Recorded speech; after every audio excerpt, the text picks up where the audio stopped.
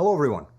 I'm Tony Blinken, Secretary of State, and I'm delighted to welcome you to this Student Foreign Policy Symposium, the first of its kind, bringing together students and faculty from more than 400 Hispanic-serving institutions across the United States. We're calling this symposium Esperanza for the Next Diverse Generation of Foreign Policy Leaders, because it's so important that we start building that next generation now, and we hope you'll be a part of it. Our country needs the strongest possible national security and foreign policy workforce. We need America's top minds and most committed public servants. And we need a team that reflects our national diversity, which is one of our greatest strengths. With a workforce like that, the United States will be in great shape to take on the most urgent global challenges of our time, to lead effective international coalitions, because no country can do everything on its own, and to deliver results for all the American people. Because the number one measure of whether our foreign policy is smart and effective is whether it's serving Americans across all walks of life. If you're a student, you'll learn more today about whether a career in diplomacy is right for you. Our diplomats do everything from working with foreign governments on political and economic issues, to helping Americans who run into problems and need help abroad, to building cultural and educational exchanges with people around the world, to organizing humanitarian support for people facing urgent crises. Whatever you're passionate about, science, law, languages, business, the environment, medicine, human rights, there's a great chance you can pursue that passion at State. Our diplomats come from every background. They include immigrants from every region of the world and people who came to the United States as refugees. They practice diverse faiths and speak many different languages at home. And there are people who identify as Hispanic, Latino, Latina, or Latinx, serving in State Department posts around the world. And we want to increase those numbers because we know we can do better at building a pipeline of Hispanic talent in a country that's home to more than 60 million people of Hispanic heritage. So, if you have a mental image of what a U.S. diplomat looks like, and maybe you think he or she doesn't look like you, I'm hoping that after today, you'll update that mental image, because it's just not true. If you're here today as faculty, your institution may already have a partnership with the State Department. If not, we want to change that. Hispanic-serving institutions do outstanding work every day to educate and empower students and to mobilize change, not only in your communities, but around the world. We need your help building a workforce that reflects the full diversity and talent of the American people. No matter what brings you here, I hope you leave with an even deeper understanding of how foreign policy works and why it matters. Even if it may sometimes feel disconnected from your life, it's all about you and your future. How can we make sure the planet will be safe for your kids? How will we handle the next pandemic? What will the global economy look like in 10 years? And how can we ensure that more people can reap its benefits? How can we protect ourselves from countries or groups that would do us harm? These are just some of the questions our foreign policy seeks to answer. And we seek at every juncture to lead with diplomacy, because now more than ever, we need countries to cooperate. And we try to lead with our values, because ultimately, foreign policy isn't just something that we do. It reflects who we are and who we want to be. So I hope you have a great experience today, and that you'll consider a career in diplomacy down the road, because we need more great people like you on our team. Have a terrific day, everybody, and thanks for listening. Good morning, everyone, and welcome. Thank you so much for joining us today. I want to echo everything Secretary Blinken mentioned in his remarks. We have a very exciting lineup for y'all today with the hopes of showcasing how foreign policy works, why it matters, and why we need you. I really hope y'all enjoy it, and we can get started with our first panel, Careers at State. I'll be your moderator, and my name is Camelia Valdejuli. I've been at the Department of State for 2.5 years as a contractor. I was born and raised in Puerto Rico and moved to DC for my first job. I started in foreign aid, and I'm currently a staff assistant at the Office of Management, Strategies, and Solutions. I'm also the Chief of Staff for the Hispanic Employee Council of Foreign Affairs Agencies, or HECFA for short, your co-host for today's session. I'm here to kick off the symposium with 4 awesome panelists who will share their experience at the department and will provide their experience, their knowledge, for those who are all interested in pursuing a career in international affairs. Each will speak about their own paths to state, including internship programs, the Pickering Fellowship, President's Management Fellowship, Consular Fellowship, among others. I know that these terms might be new to most of you, but we'll definitely break them down. We'll be taking questions from the chat. So if you have any, please drop them in.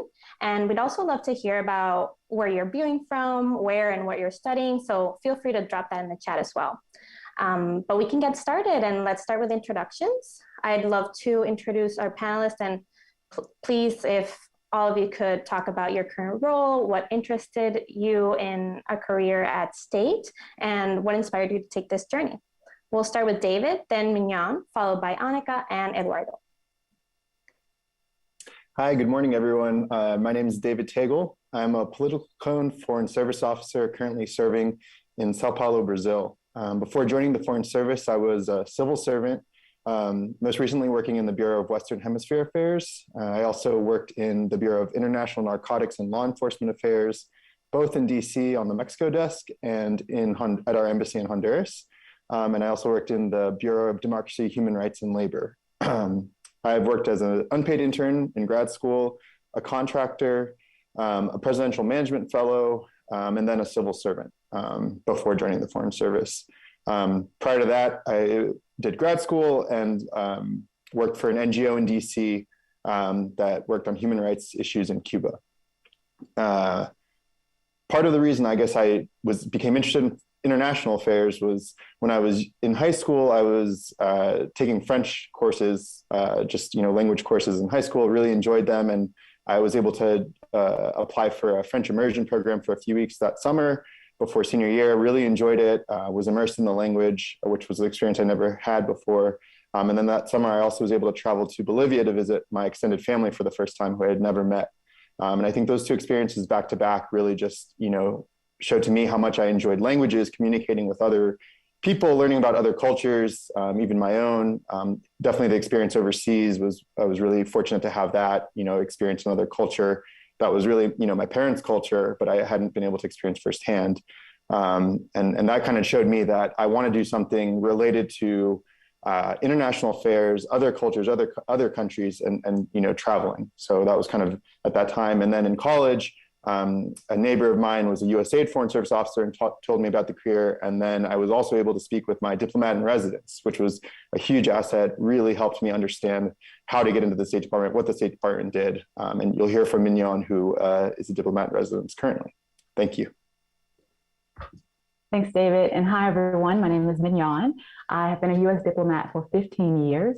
I joined the Foreign Service after serving in Santo Domingo, working for the United Nations Population Fund.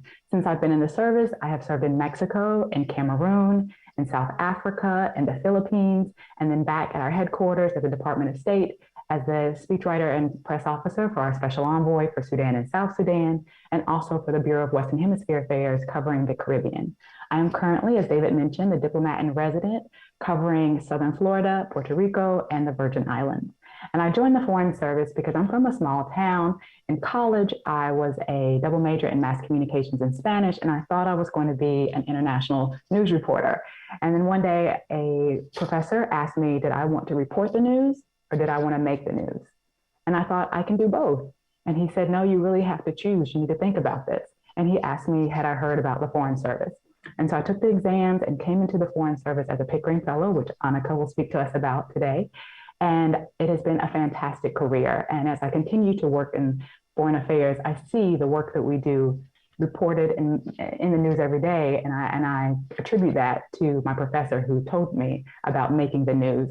And so I hope that today we inspire you to think about these careers and join us in making the news as well.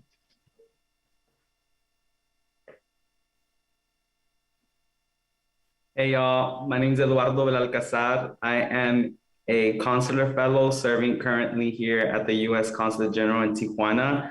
Before I joined State, I was a labor organizer outside of LA, working to unionize gig economy workers, Uber drivers, Lyft drivers. But I always knew I wanted to be a diplomat. It really started at a very young age for me. I went to a really, really great school, and I'm very fortunate that I did. In 6th grade, seniors were allowed to show you presentations on their experiences abroad because seniors got a chance to go on the scholarship for the summer.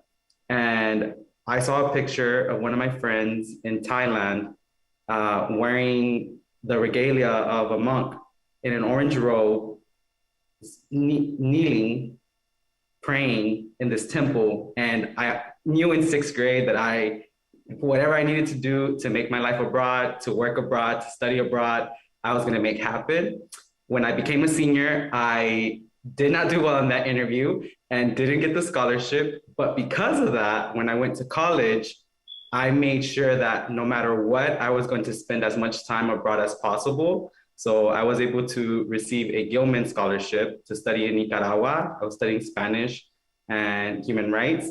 And then I was fortunate to receive another grant to stay in Rio and study Portuguese.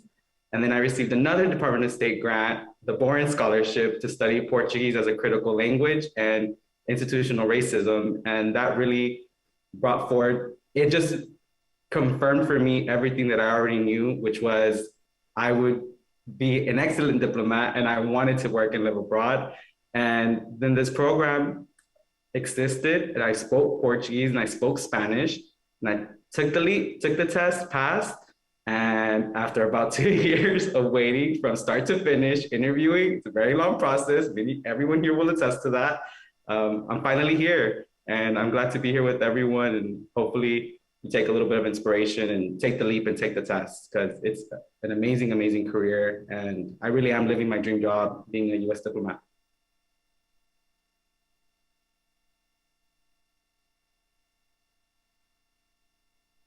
Good morning, everyone. Thank you all so much for joining, for spending your Thursday mornings with us. We're really glad that you took the time and hope that our stories can be a source of inspiration. So my name is Annika Betancourt. I'm originally from PG County, Maryland. I'm currently the Senior Desk Officer for Colombia at the Department of State. I'm also a Foreign Service Officer, and I have served in Ciudad Juarez, Mexico, Athens, Greece, in Washington as a desk officer for North Korea. I've served in Kabul, Afghanistan. And then I did a 1-year fellowship at the Brookings Institution, which is a think tank in Washington, DC. So I was doing research for a year, and I've been in the Office of Andean Affairs now for a year. I covered Peru, Ecuador, Bolivia, and this year I'm covering Colombia. I would say what inspired me to join the State Department is probably twofold. Similar to Mignon, and I loved your story, by the way. I was really interested in history and culture growing up, being multiracial, and I was very curious about everything in history seemed to have the US government, and the US government did this, and the US government did that. And I was just like, even as a kid, I was like, what is this thing, the US government? And how could I just noticed that this thing, the US government, was involved in so many important world events, sometimes for good, mostly for good, sometimes for not so good. But I just was so fascinated about this thing that had been involved in so many things. And I was like, well, I want to be involved in those things too. I don't know how to do that, but I know that I want to. And I was lucky enough to grow up in Maryland, which is close to Washington, D.C., and had exposure to the U.S. government just by proximity. And then on the personal side, being the first in our family, me and my brothers, to go to college, and second generation Americans, I think we were all very grateful for the opportunities that this country gave our parents. And I don't think that we would ever have gotten to where we are without those opportunities. And I especially feel a passion for public service and to give back to my country and give back to my fellow citizens.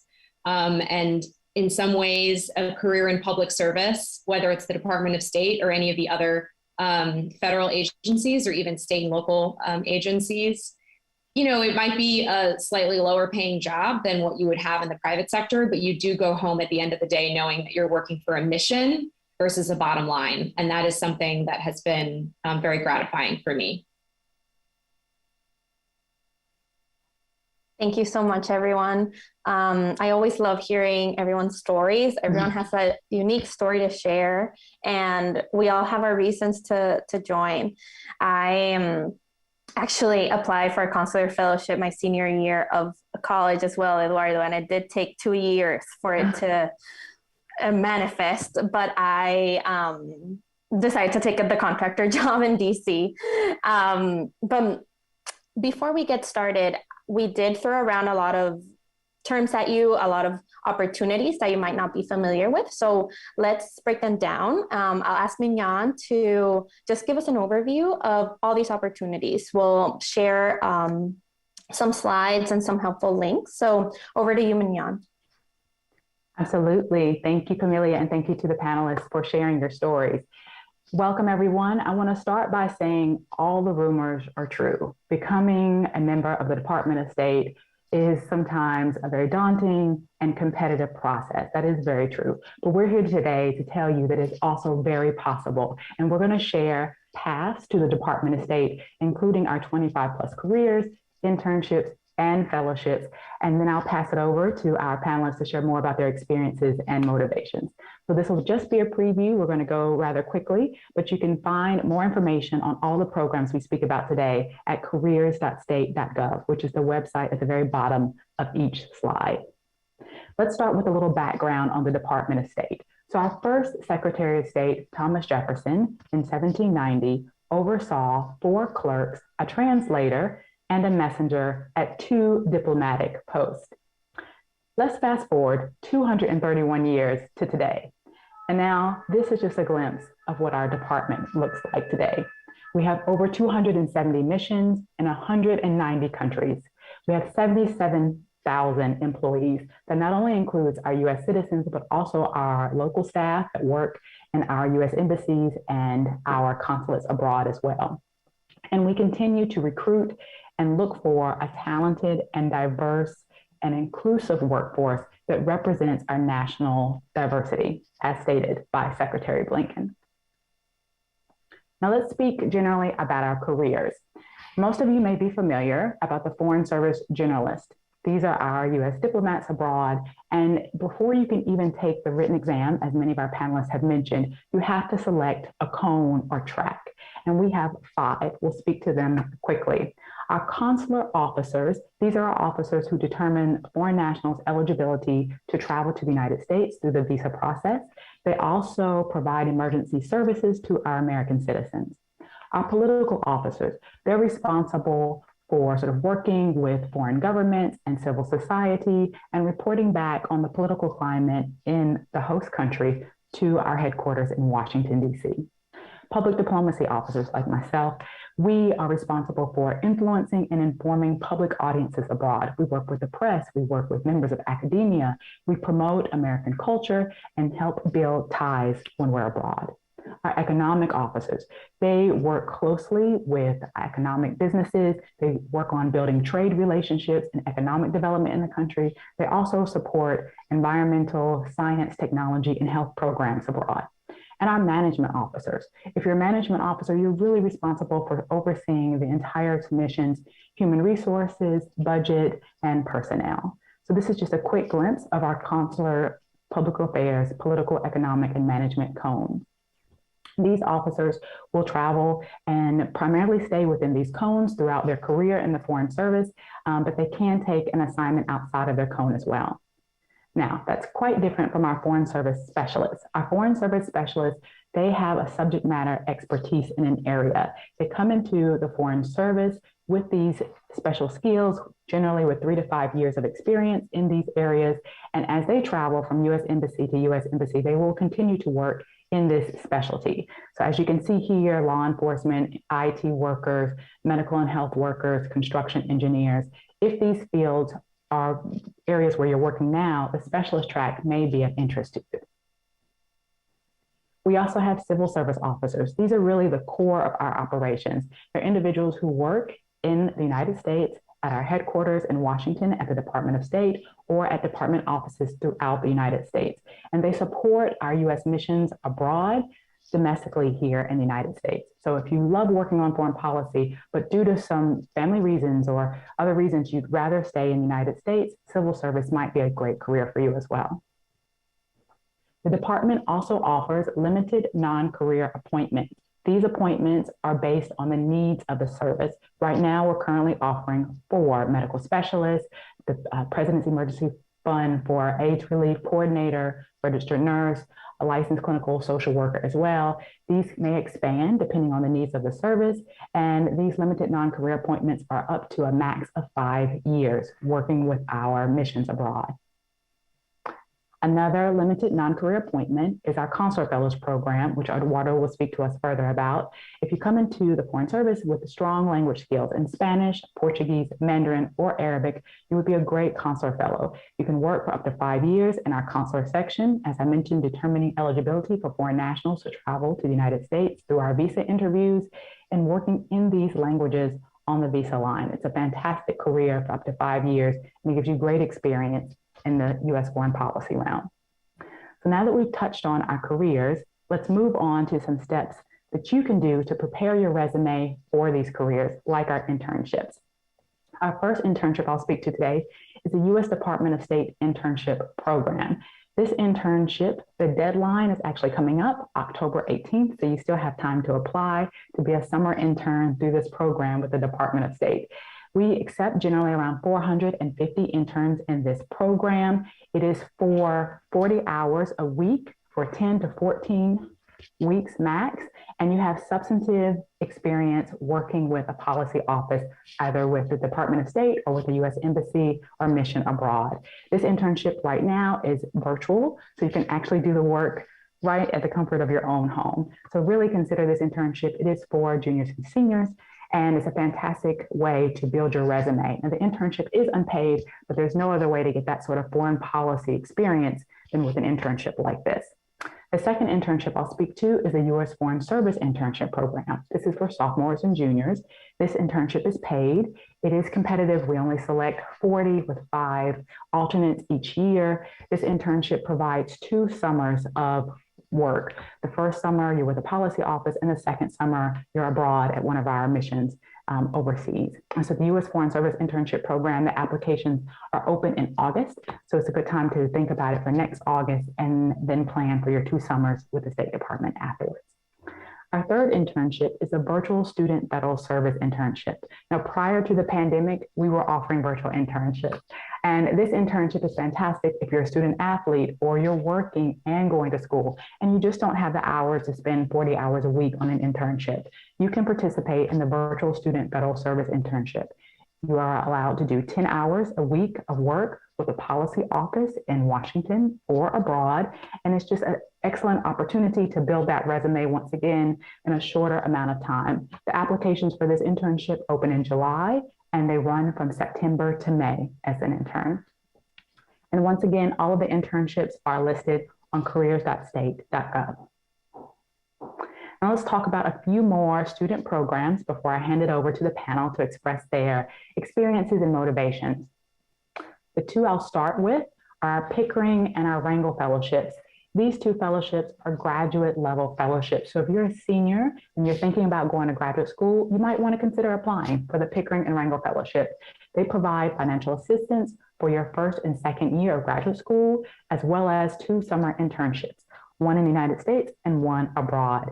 And then you are committed to 5 years working as a foreign service officer in the field.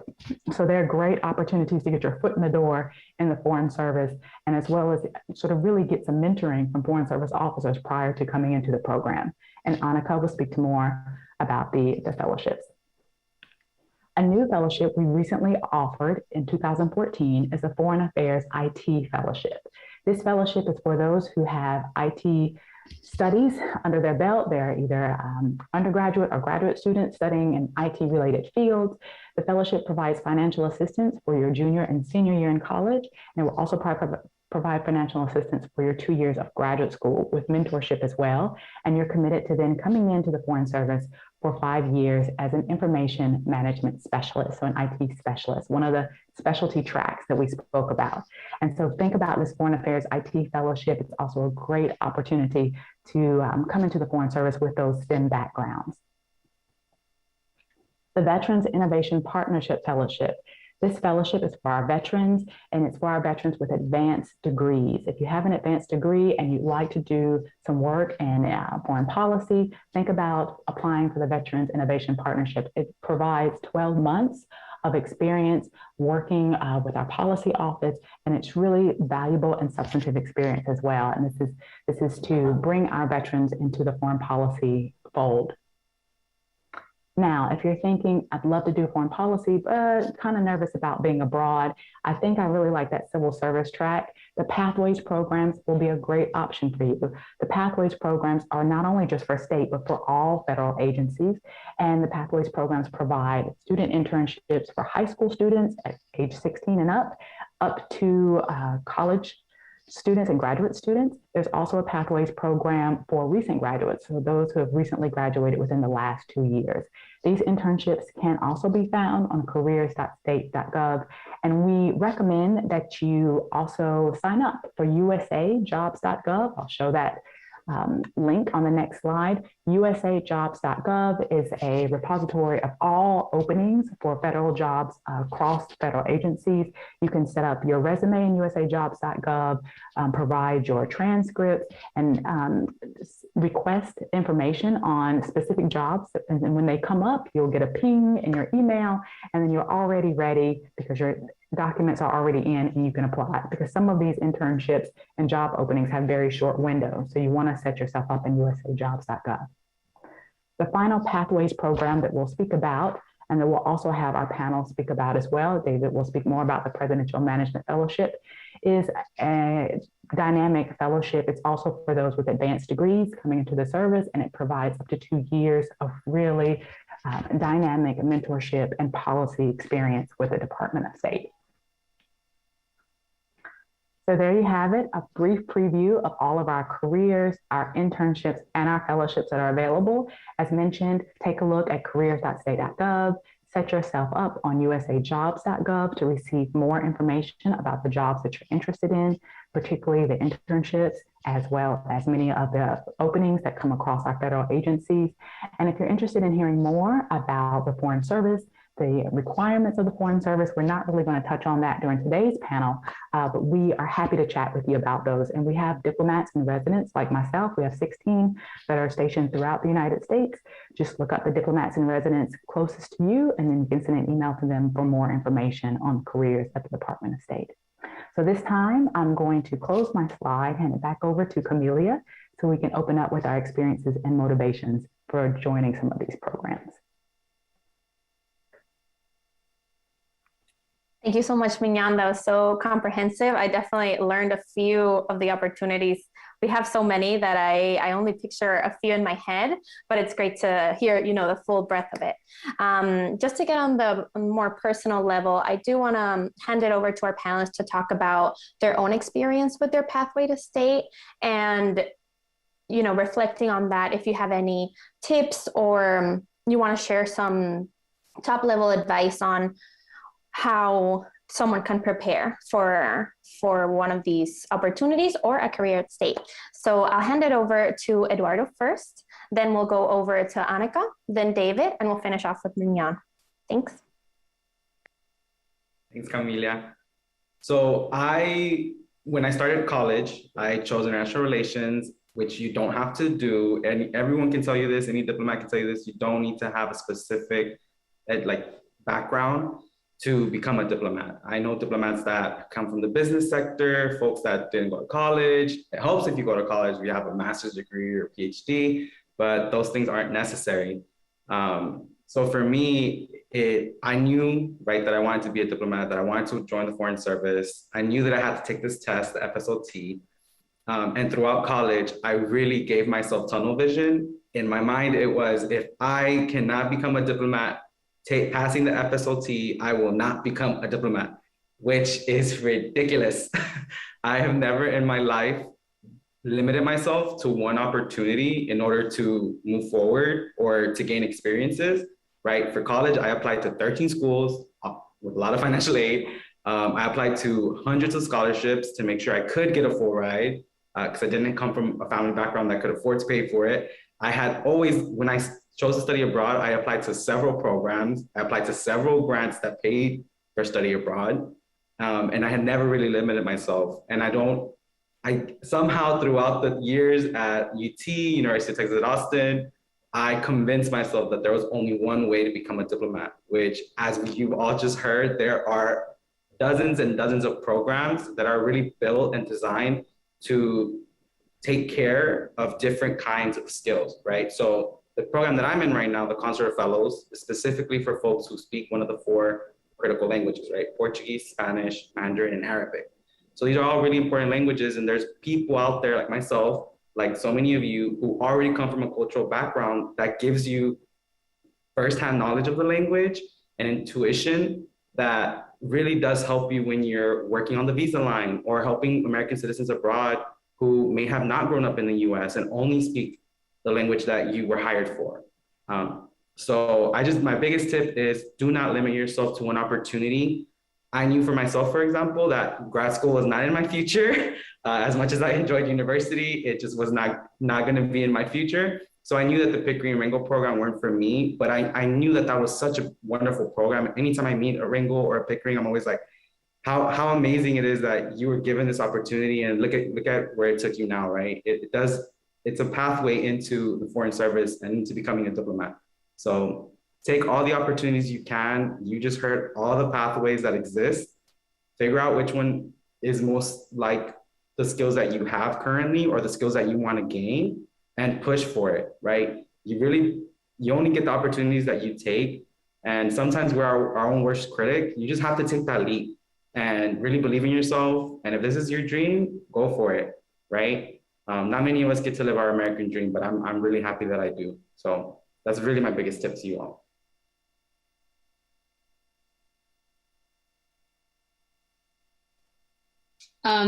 Thank you, Eduardo. That was very inspiring.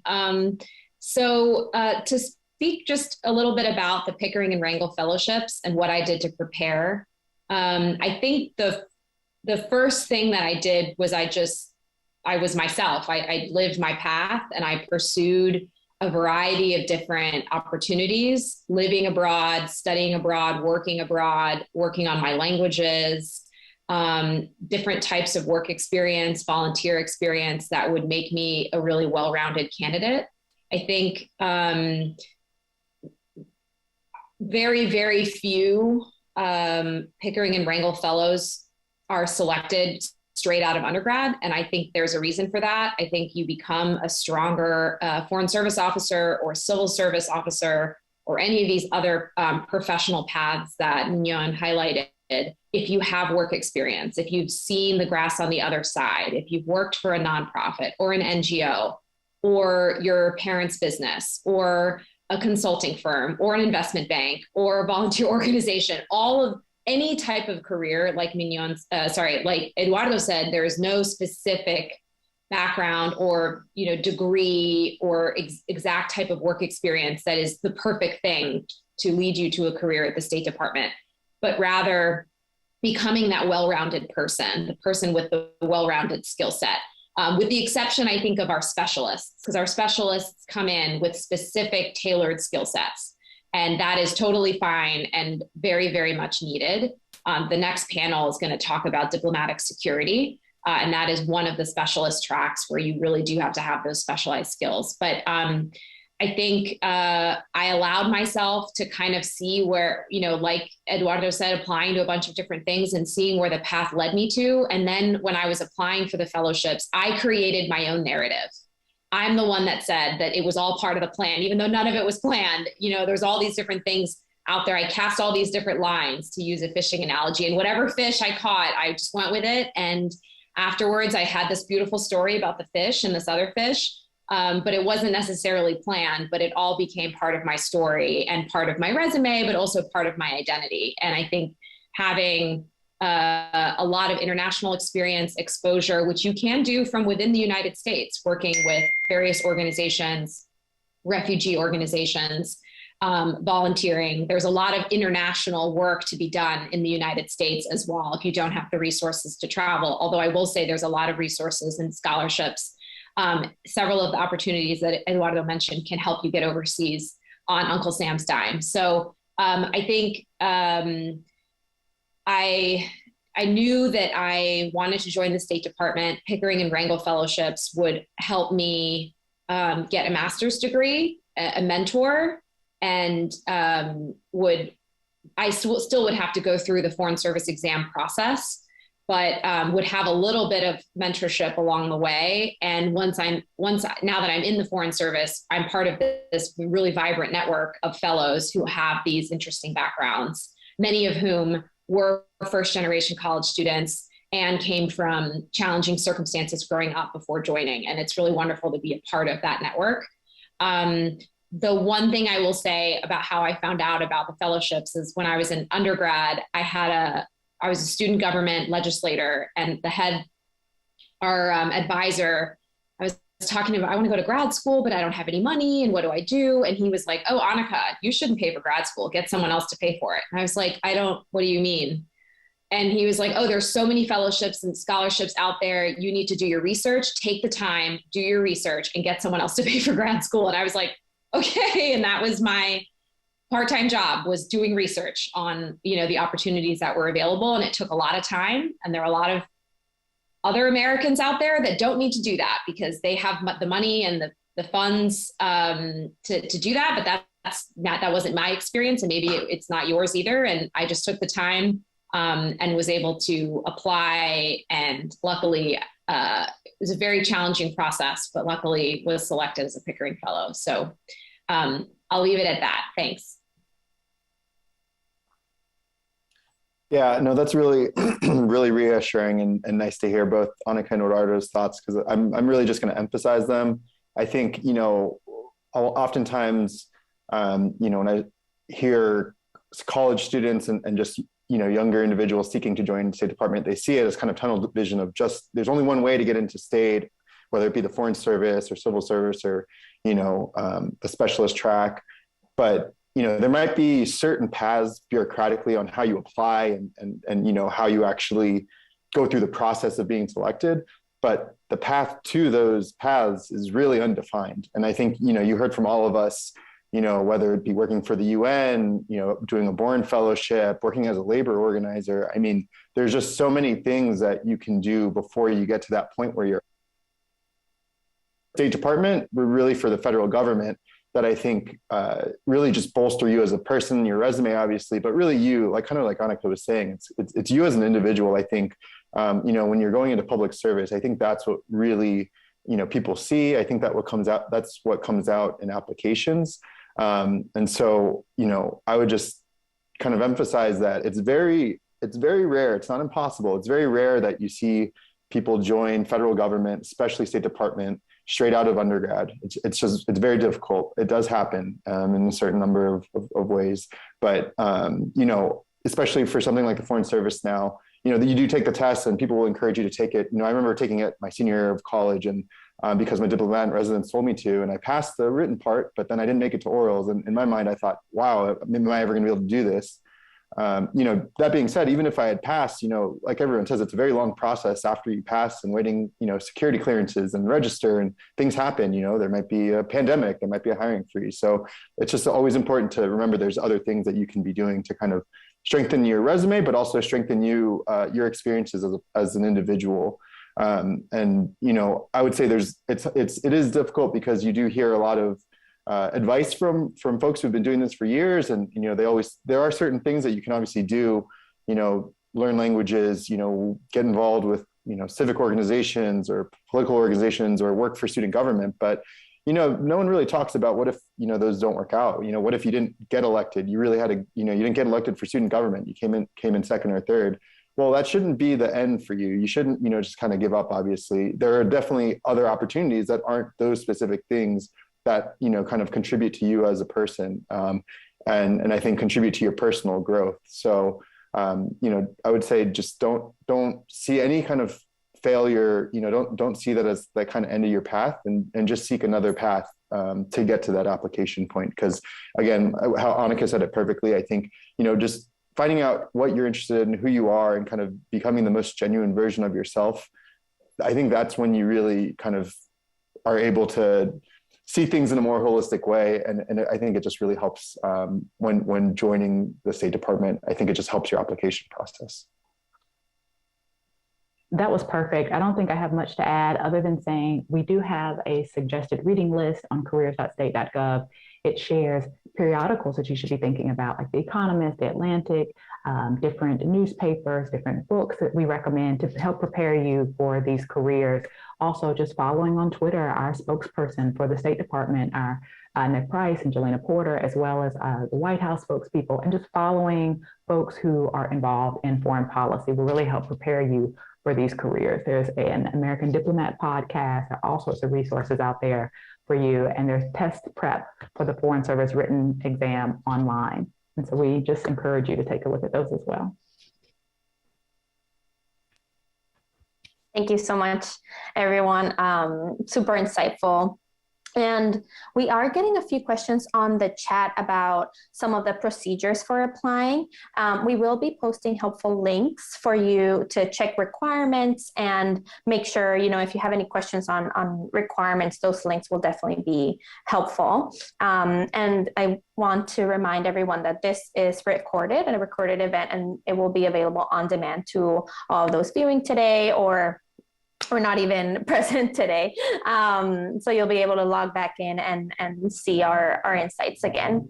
I did want to ask our panelists, what are the favorite aspects of your job right now? What are the challenges? And maybe a little story or anecdote of when you first got into the job, what was the most surprising thing about it?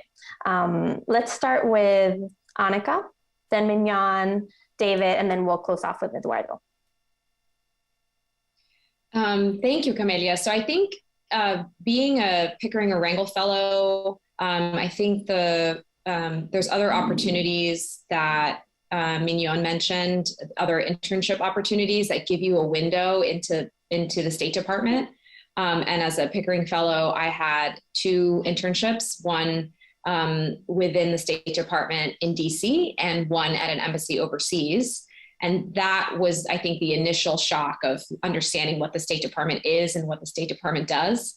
I think one of the challenges, but also one of the great parts about the job is entering a workplace that I think historically has not had a lot of people like me. And I think the Secretary of State said it best, that we're looking for a diverse and agile workforce to represent America. And the reason why we are looking for that is because we haven't historically had it. And stepping into a meeting with foreign dignitaries and they're asking to see the American, and I say, I'm the American, and just seeing that look on their face, in some ways, that has been a challenge that I have dealt with in my career. But at the same time, it's a really rewarding experience to see that expression on their face, like, oh, she's the American. And that in and of itself is a diplomatic moment, that people understand that the richness of the United States is not just our knowledge, but also the different cultures and backgrounds that we bring to the table and the different perspectives. So as a fellow, I definitely felt like I was entering this strange land. I think many of us entering their first job might feel that sense of pressure that they have to perform. And I definitely felt that. And I also felt, that I was in many rooms, I was the only one in many different ways, and had to navigate that sense of, being that representative. But at the same time, the Pickering and Rangel Fellowship Network, as I mentioned, is such a rich group and a wonderful resource that has kind of helped me through some of those moments. But I think some of the most difficult moments have then turned into incredible learning opportunities. And now I go into each room so proud of who I am and all of my experiences and expertise that I bring to the table, in addition to like my personal background. And bringing yourself to work, your whole self, I think has been challenging, but a work in progress, but very rewarding. Thanks, Annika. I think I'll just add a personal experience that was a good story for me. Often I have young people ask, is it difficult living abroad without your family, being so far away and serving in certain posts? And I like to share one of my first post experiences. I was serving in Guadalajara, Mexico, and it was my first birthday working as a Foreign Service officer and didn't have any family there. And a friend of mine who was a local staff member in Mexico said, why don't we go to the gym and we can celebrate at the gym with a good workout? And I thought, oh, that doesn't sound like a good birthday activity, but okay. And she's like, I just need to stop by my house real quick and pick up some clothes.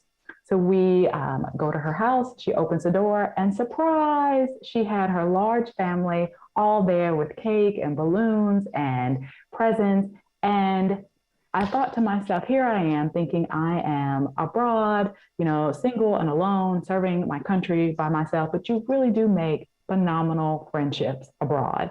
And I can't emphasize enough how important that is to our work, because not only are we learning about the culture, but we're experiencing the culture as well. And so if you're thinking about this career and you're concerned about your personal life or what it will be like, I just want to say that is, and I think all of the panelists can attest, it is an absolutely amazing opportunity, not only professionally, but personally as well, to make great friendships and connect with people around the world and grow as an individual. So I just wanted to share that experience. Yeah, that's great. Yeah, I think we probably all have similar challenges, that you might hear, but I guess another one for me, similar to Annika's, was really just the competitive nature of getting in, or the perceived competitive nature. Obviously, it is a competitive career, as many careers are, but it was really hard for me to kind of, walk that line of humility, but also self-confidence. And I just encourage all of you to really, again, just obviously this takes humility, but it also takes confidence. I talked myself out of almost talked myself out of a lot of opportunities, because whether it was, in grad school, my classmates, or even when I was an intern already in state, and I even made it in, other folks had already, they'd read all these books that Mignon mentioned, the reading list. They listened to these podcasts every week. And, frankly, I didn't know about these resources. I was very fortunate to have spoken to my diplomat in residence to get me to take the exam. But it took me about 5 years to really learn what the State Department was. I knew I wanted to work for them, but I didn't know what they did. I didn't know what the daily life was. It took me a while. And I would say it took also a while for me to kind of gain the confidence to realize, okay, I have colleagues around me, classmates around me who are very confident, and that's great. They've done incredible things, but it was hard for me to take a step back and look at my own experiences, not just on paper, because, everyone you can make yourself look great on a resume, and that's a skill. And that's a skill that I encourage everyone to kind of pursue. Find mentors that are willing to look at your resume, help you kind of rewrite and craft your statements so that it really, really kind of shines and shows what you've done. But really from a personal and kind of, just a tangible kind of experience of what have you actually done, I realized I've done some interesting things. And, just because I didn't, intern for, a member of Congress or work for a big organization, I taught a computer course in a favela in Rio de Janeiro when I was in undergrad, doing study abroad. And that experience to this day, I reference that experience when I was applying to the Foreign Service. It was so impactful to me. But it also, improved my Portuguese skills immensely. It taught me a lot about the culture, taught me a lot about, the socioeconomic divide in Brazil, security issues. It was an incredible experience. So I would just say, don't get in your head too much, but always be obviously humble, but also make sure to have confidence in yourself, because you've all done amazing things. So. Yeah, David, I want to touch a little bit on that too, on this idea of lacking that confidence, that inner saboteur, like RuPaul says, fighting against yourself for those opportunities that exist, that you deserve, that you work hard for. it's a challenge in and of itself. I think I agree. Like that's probably what's the hardest, has been one of the hardest things for me, getting out of my own head, and walking myself off that ledge of I'm not good enough. I'm not sure I'm supposed to be here. And I say that as I am a gay, brown son of immigrants from a very humble background. And this idea of diplomat it seems like this very grand job, and it's an amazing job. I'm grateful to have it. It was always my dream job, but sometimes it does feel like I'm fighting against myself to convince myself that, hey, you earned your space here, just like everyone else here. You have the skills, right? The government, the Department of State believes in you. Why do you not fully believe in yourself too? So don't let any of these labels that you carry, the things of who you are, feel like an impediment. Because really, a lot of the times, me being gay has helped me become more empathetic. It's helped me have a very strong sense of human rights. Me being from a son of immigrants has helped me be even more empathetic with people who are applying, right? Even though I can't change the way the laws are written and I have to carry out the law as it is, it does help me give a greater understanding. And sometimes that, does provide for really good customer service. And these labels I have, right? Being from Texas and from the South, these are things and skills that are good to have. And you need to start believing that too. So carry those skills with you and really apply them, because they're going to be your greatest benefit. Wonderful. Thank you so much for that. I think we all need to hear a little bit of a booster. We can do this. Sometimes we feel imposter syndrome when we're here, moving away from your family, or even being young in a career coming out of college. I worked in Puerto Rico for a bit. And then when I decided to move to DC, I took a contracting position, which is another on a pathway to state that not a lot of people know about. You are working full-time for the department, but you're employed by a third-party contractor. So it's a great way to join the department in the DC side and learn a little bit about how it works without really committing to the full-time of foreign service or civil service. But being here 2 years, I have learned a lot about how the department operates, and I hope to make the Department of State a place of a place where I want to work. So I think hearing all of your opportunities really pushes me to really follow through and believe in myself to do that. I did want to restate that we have a couple questions on just application requirements that can be answered through helpful links that we'll post in the chat later on. But there are a few that we're getting on just a couple of the requirements on some of the fellowships. So I'm going to ask Annika, is it possible to pursue a PhD with the Pickering Fellowship? And for the Rangel Fellowship, can you join the civil service or work in the United States after graduation, or is it a requirement to be posted abroad after graduation? So highly recommend that you guys read about the Pickering and Rangel Fellowships online. They are master's degrees, not PhDs, not law degrees. And once you are selected as a fellow and you do your master's degree and 2 internships, you are a foreign service officer who can be posted abroad. And your first 2 tours, just like every other foreign service officer, you have very little say over. And that is, I think, an exciting part of the job. It's a little bit of a stressful part of the job, but for me has been very rewarding. I'll turn it back to you, Camelia, unless you want me to answer some other questions. That's great. Thank you, Annika. And just a couple more on a few requirements. Mignon, must someone be a U.S. citizen to work in the Department of State? And can people serve if they have a misdemeanor on their record? Also, are there any age limits to be enrolled in any of these programs?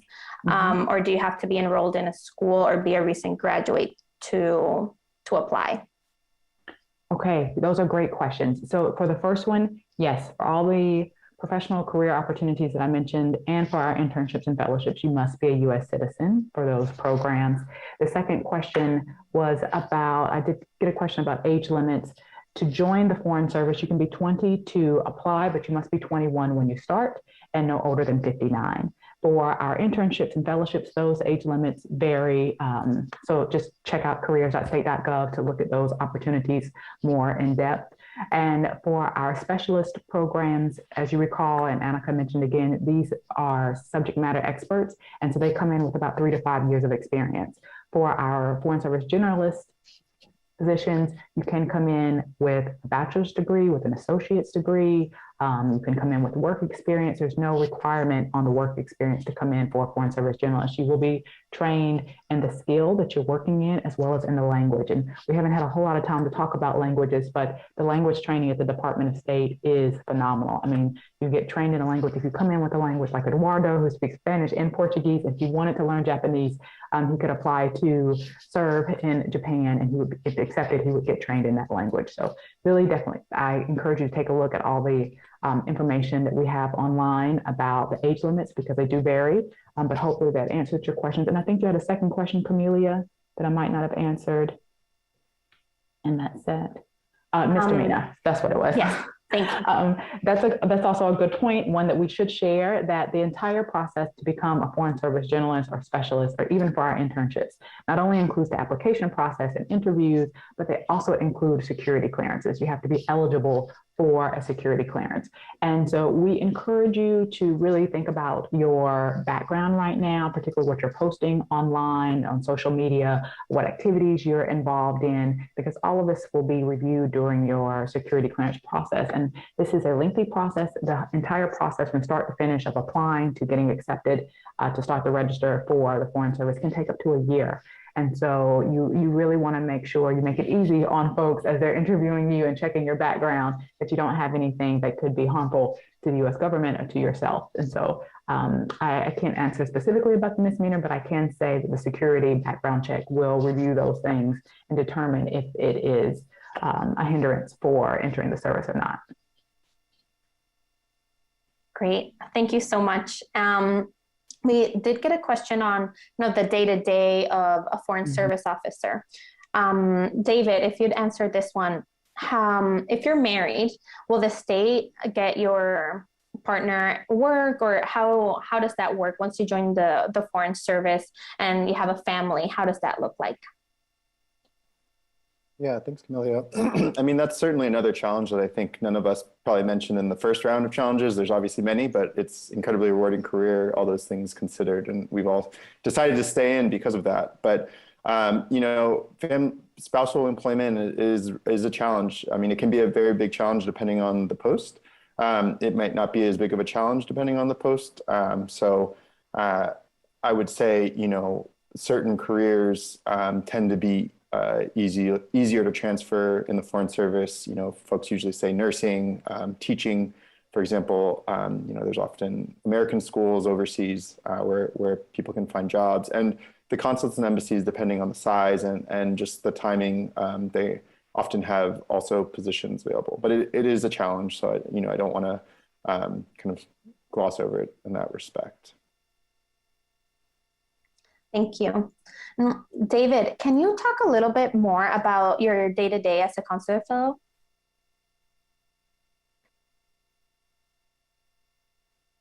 So Eduardo, I'm sorry.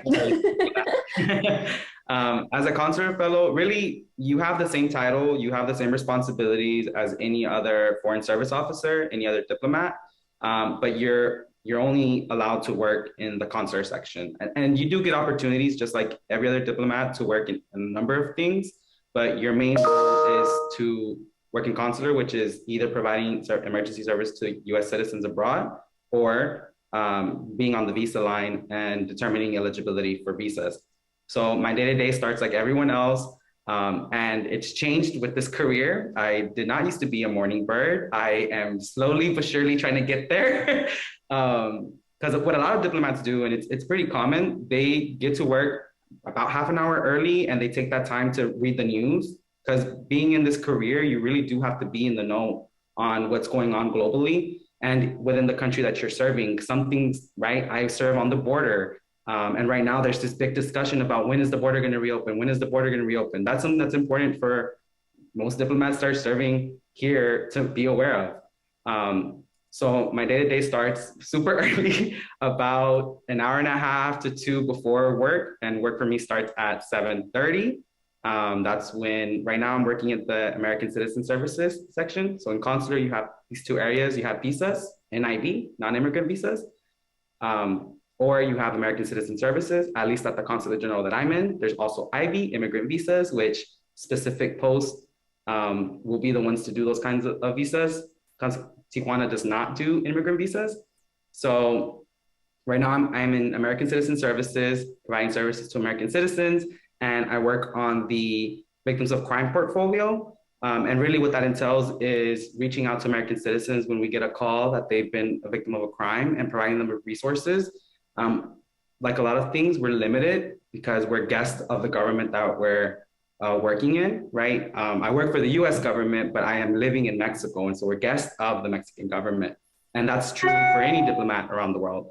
So what we would really do is try and provide resources, try and see if they need, we have organizations in the US that provide financial resources. We have organizations that can provide medical evacuations. We have resources that provide mental trauma support. And really, it's just trying to provide those services to US citizens. And when I can, I try and get involved with my hometown school, and have been really fortunate that at the consulate that I work in here in Tijuana, my managers are amazing, and they really have given me a lot of opportunities to do a lot of public diplomacy work, which is the kind of work that I'm most interested in, or that I'm really, really interested in, just like consular. So you will have the same responsibilities like any other diplomat. And it's a great way to join the service. Awesome. Thank you so much, Eduardo. Apologies for the mix-up there.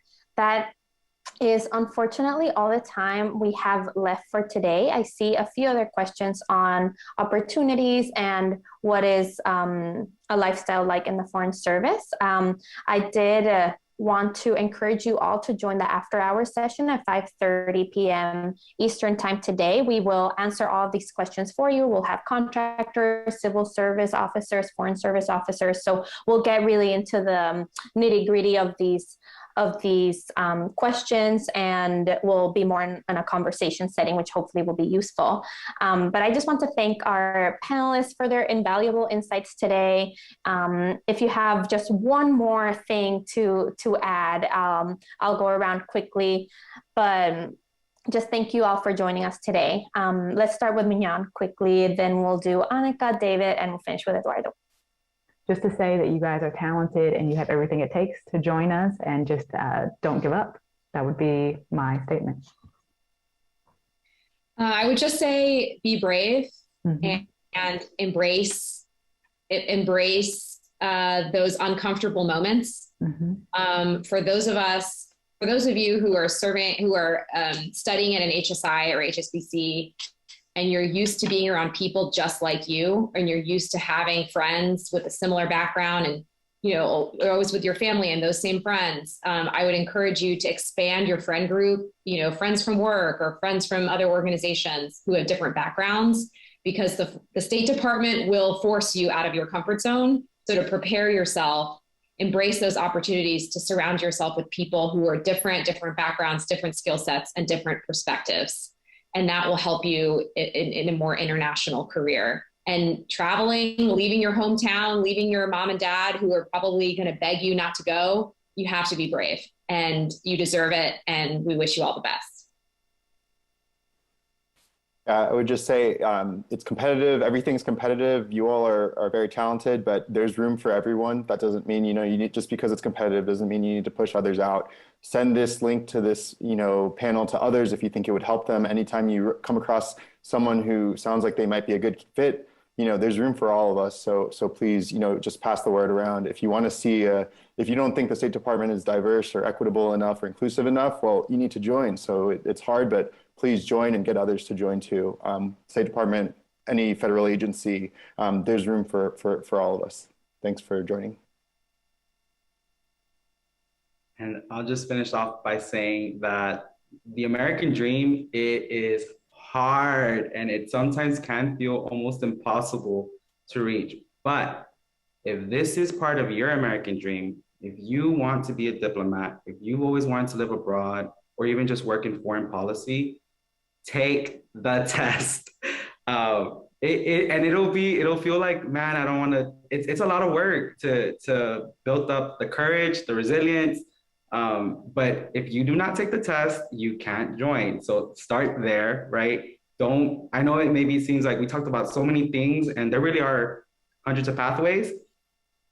Start just by looking up the requirements for the test, which really are be a U.S. citizen, be at least 20 years old, and you should have a mostly clear record so you could get security clearance and a medical clearance, okay? But if you don't take the test, if you don't take that first step, you're just prolonging it. I did it myself. I waited until I finished college, until I took the test, didn't pass it on the first time like most people. And then it took me so long to like rebuild my confidence. It happens, you know, sometimes our own ego can get in the way. You know, I felt like I graduated, I've studied abroad for more than 2 years. Department of State's already giving me grants. I belong here. And then it didn't happen. And that's fine. If a lot of times you're gonna learn so much from the moments that you fail and what you learn from those moments and how you use the skills that you then develop because of that failure. That's the thing that's going to really propel you towards your future and towards your American dream. So fight for it and let's get to it. All right. You can take the test almost year round. Look at the dates. They're available online, careers.state.gov. Good luck to you all. Thank you so much all again for your invaluable advice.